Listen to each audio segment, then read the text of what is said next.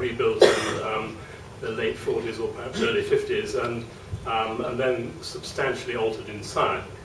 I think I hadn't really appreciated that this was the place where most people, if they'd had any dealings with the prison, would have come in, and it was contained the interview rooms and the admission rooms, and so as you know, we are now proposing to keep F Hall in its present form.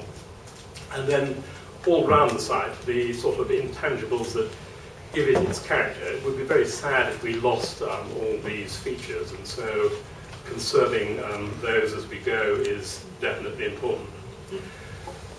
Chris White's going to talk about how to interpret the site, but I think it's worth saying we did think long and hard about how to do this and had lots of discussions, and we thought that the best way was actually to select a series of intriguing spaces which are relatively complete in all the buildings, and use those as a series of points to interpret the site rather than trying to do it in one central sort of museum type way. So we end up with things like the entrance hall and the office in the police station, and the interpretation room in F Hall, and a series of other spaces across the site which will be accessible to the public.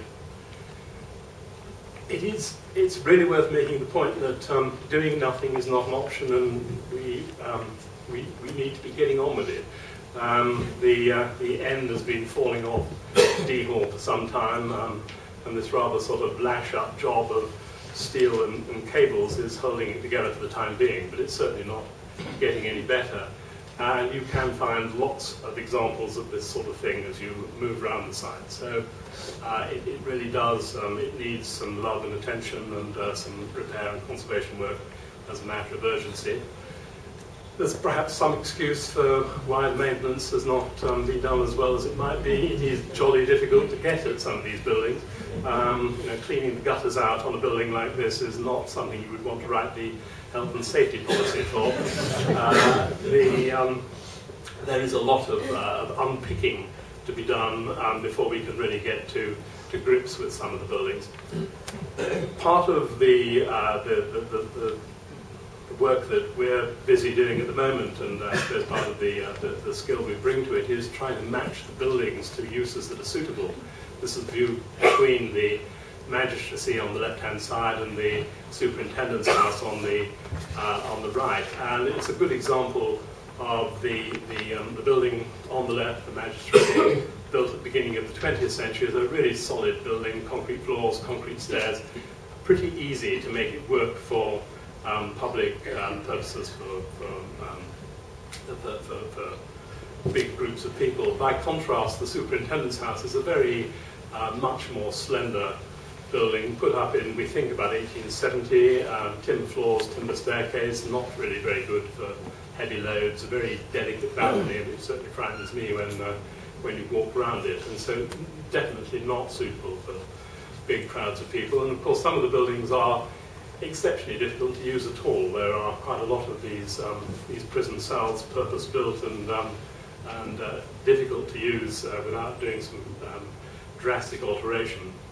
A lot of the spaces, well no, some of the spaces are still very nice and really don't need anything doing other than a bit of repair and redecoration. But an awful lot of the site has been worked over as successive people have used them as office space and as the uses have changed, and so there is a lot of unpicking to do if we're to get back to something which has the character and feel of the original buildings. And there are a lot of inappropriate services like the fluorescent lights and the ducting to come out, and you're looking actually at the blocked balcony of the courtroom. There was a balcony there which now has a bit of air conditioning plant in it. It would be very nice to get that out and unblock that balcony. We came to the conclusion there are only really two spaces in the existing buildings which are suitable for any sort of large-scale public performance. The courts in the magistracy on the Bucknut Road side there, and the double-height gymnasium in the police headquarters. This was a double-height space until the 1970s, when it was floored over and blocked in to make a traffic control centre, but can easily be unpicked. The more difficult and fragile bits we think are best used as support spaces for the arts activities on the site. So it'll be a mixture of offices and changing rooms, green rooms, etc. Possibly the prison cells being used as library and archive. I mean, that's it's an idea which has been floated, but it has a great attraction that an archive is one of the very few uses we can think of that really suits the prison cells. Other than that, it's the sort of experience of spending a night in prison, perhaps, but an archive seems altogether more appealing. As Mike Moyer says, there is a need, as on every site, to make it self-sufficient, pay its way, and we think that the buildings around the parade ground, the more robust buildings there, are the best place for putting retail and restaurants and cafes. And we were also, as part of the process we went through, charged with trying to find somewhere to put in some new buildings. Energizing the top of the site is something that has been very much in everybody's minds.